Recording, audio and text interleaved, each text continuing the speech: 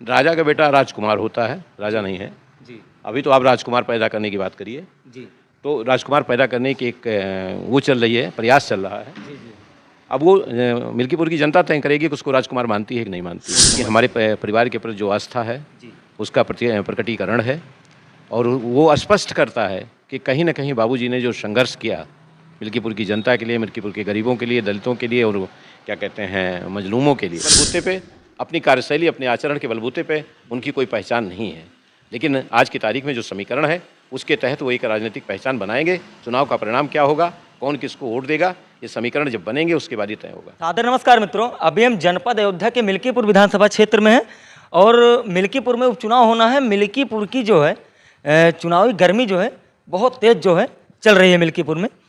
तो अभी मैं कई जगह आपको वीडियो कवर करके दिखा रहा हूँ, पब्लिक रिएक्शन दिखा रहा हूँ, लोगों के मन में क्या है दिखा रहा हूँ। तो मुझे कई लोग ऐसे भी मिले हैं डिबेट के दौरान कि भैया हम लोग सेन परिवार के साथ हैं, सेन परिवार जहाँ रहेगा हमारा मत वहीं जाएगा। तो आज हम मौजूद हैं सेन परिवार के पास, जो अरविंद सेन यादव जी हैं हमारे साथ। तो आज हम इनसे बात करते हैं आखिर सेन परिवार जो है मिल्कीपुर की राजनीति सदियों से करता आ रहा है और आज भी जो है पूरा दबदबा जो है सेन परिवार का मिल्कीपुर में जो है कायम है। तो आखिर सेन परिवार किस पार्टी के ऊपर जो है अपना हाथ जो है रखने वाला है। पहले तो स्वागत है। धन्यवाद आपको। लोगों के सवाल हैं, पहला सवाल आपसे यही है कि आखिर सेन परिवार जो है किस पार्टी को अपना समर्थन करने वाला है। देखिए, अभी पूरी तरह से प्रत्याशियों का चयन नहीं हुआ है, जी कौन कौन पार्टी लड़ रही है। राइट। तो जब तक ये स्पष्ट नहीं होता है तब तक कोई निर्णय लेना उचित नहीं होगा। आज की तारीख में फ़िलहाल मैं न्यूट्रल हूँ, ये कह सकता हूँ, मैं किसी के साथ नहीं हूँ। अच्छा, तो मतलब जो आपके वोटर हैं या आपके चाहने वाले हैं कुछ भी बोले, वो अगर इंतज़ार कर रहे हैं कि सेन परिवार जिसके साथ हैं हम भैया उनके साथ हैं, जहाँ सेन परिवार बोलेगा हम वहीं जाएंगे, उस पर आप क्या कहेंगे। देखिए, वो उनका उदारपन है, वो उनकी हमारे परिवार के प्रति जो आस्था है जी उसका प्रकटीकरण है, और वो स्पष्ट करता है कि कहीं ना कहीं बाबूजी ने जो संघर्ष किया मिल्कीपुर की जनता के लिए, मिल्कीपुर के गरीबों के लिए, दलितों के लिए, और क्या कहते हैं मजलूमों के लिए, जो उन्होंने सेवा की कम्युनिस्ट पार्टी के नेता के रूप में, एक जननायक के रूप में, एक जनसेवक के रूप में, एक विधायक के रूप में, एक सांसद के रूप में, उसका प्रकटीकरण है। आज भी वो हर मिल्कीपुर के बासिंदे के, चाहे सवर्ण हो, चाहे बैकवर्ड हो, चाहे एससी हो, सबके बीच में उनकी अपनी एक पहचान है। उनके प्रति लोगों की सोच आदर से भरी हुई है, सम्मान से भरी हुई है और अस्थायी है। लिहाजा उस सोच को कोई नहीं बदल सकता। तात्कालिक तौर पे किसी समीकरण के तरफ, जातीयता के बहाव के तले या राजनीतिक समीकरण के तले अगर कोई आदमी इस टाइप की कोई चुनाव जीत लेता है तो बाबूजी की थाती को, बाबूजी की पहचान को, बाबूजी जी ने जो कुछ किया है उसको वो विस्मृत करने की स्थिति में नहीं पहुंचता है। आज समीकरण बदल रहे हैं। जब बाबूजी का चुनाव चलता था तो ये सीट सामान्य सीट थी, आज की तारीख में ये अनुसूचित जाति के लिए रिजर्व है। ऐसे दशा में अनुसूचित तबके का ही व्यक्ति को विधायक बनना है। उसमें जो व्यक्ति इस लायक होगा, पढ़ा लिखा होगा, समझदार होगा, जिसकी कोई राजनीतिक सोच होगी, जिसकी राजनीतिक कोई समझदारी होगी, जिसकी आम जनता में उसकी पहचान होगी, और जो आम जनता के प्रति कटिबद्ध होगा या काम करता होगा, उसके प्रति हम जाएंगे। बाकी मेरी अभी आज की तारीख में मैंने ये नहीं तय किया कि मुझे किसके साथ जुड़ना है, डिसाइड नहीं हुआ। नहीं। तो जैसे समाजवादी पार्टी की जो है आज जो है काफ़ी जो है बड़ी और चर्चित जो है बैठक थी, जिसमें जो है आज मिल्कीपुर से जो है प्रत्याशी भी उतार दिया है समाजवादी पार्टी ने। जो वर्तमान सांसद हुए हैं अवधेश प्रसाद जी, उनके लड़के को मैदान में उतार दिया है, अजीत प्रसाद जी को। तो उस पर चुनाव पर क्या प्रभाव पड़ेगा, क्योंकि लोगों का ये भी कहना है कि राजा का बेटा राजा नहीं होगा। राजा का बेटा राजकुमार होता है, राजा नहीं है जी अभी। तो आप राजकुमार पैदा करने की बात करिए, जी तो राजकुमार पैदा करने की एक वो चल रही है, प्रयास चल रहा है। जी जी अब वो मिल्कीपुर की जनता तय करेगी कि उसको राजकुमार मानती है कि नहीं मानती है, नंबर एक बात। नंबर दो, आपने जो प्रश्न किया कि उनको एक मीटिंग हुई थी, वहाँ मीटिंग नहीं, वो एक उद्घोषणा का एक संग वो था। अच्छा, केवल सबको बुला करके और सबको ये कह दिया गया कि आप लोग जाइए, हमारा ये निर्णय है, अंतिम निर्णय है, और इसी के सापेक्ष आपको काम करना है। उसमें कितने संतुष्ट हैं, कितने असंतुष्ट हैं, ये बाद में पता लगेगा। आज की तारीख में वहाँ बैठक के दौरान किसी के अंदर विरोध करने की क्षमता नहीं थी। लिहाजा हम ये नहीं कह सकते कि वो जो वहाँ जो लोग यस करके आ रहे हैं, हाँ करके आ रहे हैं, वो सही सलामत ढंग से या पुरजोर तरीके से वो साथ होंगे। वो तो वहाँ बुला करके एक वो दिया गया और सबके चेहरे दिखाए गए, सबको दर्शाया गया कि ये बताया गया कि हमने निर्णय ले लिया है और ये निर्णय पार्टी के मुखिया का है। ऐसी दशा में उस मीटिंग को आप मीटिंग न कहिए, उद्घोषणा के लिए बुलाए गए लोगों का सम्मेलन कहिए। जी ठीक। तो उस सम्मेलन में, अब आप बोल रहे हैं तो मैं भी बोल रहा हूँ, उस सम्मेलन में जो है ये भी घोषणा हुई कि जो है आनंद सेन यादव जी जो है बढ़ चढ़ के जो है चुनाव में भाग लेंगे अवधेश मंत्री जी के साथ में। देखिए, उनकी राजनीति का स्वरूप दूसरा है। जी। हम जब चुनाव लड़े थे तब भी उन्होंने अपने को न्यूट्रल रखा था या समाजवादी पार्टी के साथ थे, तो लिहाजा हमारी और उनकी राजनीतिक जो सोच है वो अलग अलग है। हमारी उनके सोच के ही नहीं, हर चीज़ों में, आचरण व्यवहार से लेकर के हर चीज़ में अंतर है। लिहाजा उन्होंने अपनी सोच के तले, अपनी राजनीतिक भविष्य के तले, अपनी राजनीतिक शैली के तले उन्होंने तय किया। मुझे जो तय करना है मैं अपनी सोच और अपनी राजनीतिक शैली के तले, अपने आचरण व्यवहार के तले तय करूँगा। जी जी। नहीं तो अगर अभी वहीं बात करें तो सूरज चौधरी जी भी काफ़ी मेहनत कर रहे थे समाजवादी पार्टी से, उनको टिकट न दे के अजीत जी को टिकट दे दिया गया है। अब सूरज चौधरी जी का ये कहना है कि बस मैं 2 से 3 दिन में जो है ऐलान कर दूंगा कि मैं भीम आर्मी से जो है मिल्कीपुर में आ रहा हूँ। अगर सूरज चौधरी भीम आर्मी से आ जाते हैं तो किस पार्टी का नुकसान होने वाला है सबसे ज़्यादा?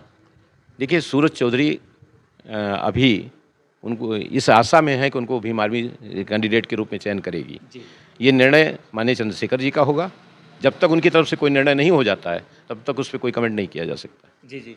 नहीं तो जैसे अगर समाजवादी पार्टी है वो चैलेंज कर रही है कि मैं उपचुनाव में 10 की 10 सीटें पर जीतेंगे क्योंकि मैंने पीडीए पर काम किया है और पीडीए पर हमेशा हमारा काम जो है जारी रहेगा और 10 की 10 सीट जो है हम जीत रहे हैं, जिसमें मिल्कीपुर जो है 50,000 प्लस का जो है दावा कर रहे हैं सपा वाले। मिल्कीपुर का मतदाता बहुत समझदार है। आज तक जब से मैं जानता हूँ, 6 दशक तो मैं देख चुका हूँ राजनीति को, मिल्कीपुर की राजनीति को, और इन 6 दशकों में आज तक कोई 50,000 वोटों से नहीं जीता है। कोई भी लोकप्रिय इतना त्यौहार है। और जहाँ तक सपा के कैंडिडेट का सवाल है, वो तो जिला पंचायत का चुनाव तक हार चुका है। एक जातीय समीकरणों में सिमट करके, एक पीडीए का नारा दे करके जो वोट मिल जाएगा वो मिल जाएगा। लेकिन जहाँ तक राजनीतिक शैली और राजनीतिक सोच और राजनीतिक समझदारी और जनता के बीच में शिरकत की बात है, उनका कैंडिडेट कहीं से भी स्टैंड नहीं करता है। जी जी। नहीं तो मान लीजिए अभी उपचुनाव बहुजन समाज पार्टी जो है कभी जो है उपचुनाव ज़्यादा नहीं लड़ती थी, अब की रामगोपाल कोरी भी मैदान में आ गए हैं, तो उससे कहीं ना कहीं मिल्कीपुर के समीकरण में क्या बदलाव होगा? निश्चित रूप से बदलाव होगा। अगर उनका समाज उनके साथ संगठित हुआ तो इसका सीधा असर समाजवादी पार्टी पे पड़ेगा, पीडीए पे पड़ेगा। उस समाज को तोड़ने में कितना कामयाब ये लोग होते हैं, उस समाज को जोड़ने में बसपा वाले कितने वो होते हैं, वो तय होगा। फिर भाजपा का कैंडिडेट किस कौम से आता है, अनुसूचित जाति के किस वर्ग से आता है, उस पर बहुत कुछ डिपेंड करेगा। भीम आर्मी का आदमी जो आता है वो किस कौम से आता है, उसकी अपनी कौम में कितनी पकड़ है, ये सब सारी से समीकरण बनने के बाद ही कोई चीज़ डिसाइड की जा सकती है। जी जी। तो मतलब मिल्कीपुर उपचुनाव में जो है अब की बार जो है जातीय समीकरण जो है बढ़ चढ़ के जो है चलेगा। आपका लोकसभा पूरा जातीय समीकरणों पे ही सिमटा हुआ था। आपका पीडीए भी जातीय समीकरणों पर सिमटा हुआ है। इसके अलावा सिवाय ये कहिए कि किसी राजनीतिक सोच के तले हुआ है, किसी राजनीतिक विचारधारा के तले हुआ है, किसी भविष्यात्मक राजनीतिक क्या कहते हैं संगठन के तले हुआ है। ना ऐसा कोई संगठन है, ना कोई ऐसा क्या समीकरण है, और ना कोई ऐसी कोई राजनीतिक सोच है, और ना कोई उसका इतिहास है, ना कोई भूगोल है। ऐसी दशा में पीडीए के बारे में आप जितना आश्वानित लोग हैं शायद वो नहीं होगा। अगर जिस जात के सांसद हुए हैं उस जात के कैंडिडेट को अगर क्या कहते हैं विधानसभा में या लोकसभा में दोबारा टिकट नहीं दिया जाएगा तो उस जात के लोग उसके साथ नहीं जाएंगे। ये वो पीडीए का हस्र है और आज नहीं तो कल यही हस्र होगा। निश्चित रूप से आप ये जानिए, ये जातीय समीकरणों का एक संगठन था। कुछ जो बायस्ड वोटर थे, जो परमानेंट किसी के वोटर हैं, उस पार्टी के वोटों को उठा करके दूसरे के थैली में डाला गया है, दूसरे के खाते में, दूसरे के कूड़े में डाल दिया गया है। इसके सिवा और कोई पीडीए समीकरण कुछ नहीं है। जी जी। हाँ। तो मतलब अभी जो है सेन परिवार का अभी हमने बात किया और मुझे जो है जानकारी मिली कि जो है सेन परिवार जो है अभी किसी के साथ नहीं है, लेकिन जब चारों पार्टी जो है अपने प्रत्याशी को मिल्कीपुर में उतारती है तब सेन परिवार जो है बता देगा कि जो है किस तरफ जो है चुनाव का जो है रुक जा रहा है। लोगों का कहना ऐसा है कि अगर सेन परिवार भाजपा पे हाथ रख देगा तो भाजपा जीत जाएगी, अगर बहुजन समाज पार्टी पे हाथ रख देगा तो बहुजन समाज पार्टी जीत जाएगी, और अगर समाजवादी पे हाथ रख देगा तो समाजवादी पार्टी भी जो है जीत जाएगी। निश्चित रूप से कहीं ना कहीं लोगों की सिंपैथी हम लोगों के साथ है। लेकिन वो वोट के रूप में तात्कालिक तौर पे तरमीम होगी, इसके बारे में मैं आश्वस्त नहीं हूँ। जी जी बड़े खुले शब्दों में कह रहा हूँ। हमारे प्रति आस्था है, हमारे परिवार के प्रति उन लोगों में विश्वास है, सिंपैथी है, लेकिन वो वोट के रूप में तरमीम होगी। जो समीकरण चल रहे हैं, जो बहाव चल रहा है, जो जातीय समीकरण बना हुआ है, जो राजनीतिक समीकरण बने हुए हैं, जो राजनीति में क्या कहते हैं सत्ता द्वारा, विपक्ष द्वारा जो उत्पीड़न और उसका जो सहन है, ये सब घटनाएं जो घट रही हैं, इनके चलते आज की तारीख में मतदाता बिल्कुल उद्वेलित है, बायस्ड है। और वो अगर आप जातीय समीकरणों में जा करके आप इतने वो कवरेज करते हो, आप जा करके देखोगे, जिस बिरादरी के आदमी से पूछोगे, उस बिरादरी को पूछ लीजिएगा, वो पहले कह देगा मैं फला पार्टी का वो सपोर्टर हूँ। आज पूरी की पूरी तरह से राजनीति से सत्ता पक्ष और विपक्ष में बट के रह गई है, पीड़ित और क्या कहते हैं शोषित के बीच में बट करके रह गई है, शोषक के बीच में बट करके रह गई है। ऐसी दशा में जो आपकी प्रशासनिक शक्ति है, जो जातीय समीकरण है, जो क्या कहते हैं राजनीतिक शक्ति है, जो आर्थिक शक्ति है, उसके तले उपचुनाव प्रभावित होगा और उसी के तले चुनाव का परिणाम भी होगा। जी जी। तो आपके उपचुनाव में मुझे एक चीज़ ये भी देखने को मिल रहा है कि समाजवादी पार्टी से जो है कुछ यादव वर्ग के लोग भी जो है नाराज नजर आ रहे हैं, क्योंकि अवधेश प्रसाद के लड़के जो है अजीत जी को जो है टिकट मिल गया है इस वजह से। देखिए, ये लोगों की अपनी सोच है। मैंने आपसे कहा कि उनका कोई राजनीतिक जीवन नहीं है, मैं उनका कोई राजनीतिक पहचान नहीं है। वो जो पहचाने जा रहे हैं किसी कारण बस पहचाने जा रहे हैं। व्यक्तित्व के बलबूते पे, अपनी कार्यशैली, अपने आचरण के बलबूते पे उनकी कोई पहचान नहीं है। लेकिन आज की तारीख में जो समीकरण है उसके तहत वो एक राजनीतिक पहचान बनाएंगे। चुनाव का परिणाम क्या होगा, कौन किसको वोट देगा, ये समीकरण जब बनेंगे उसके बाद ही तय होगा। जी जी।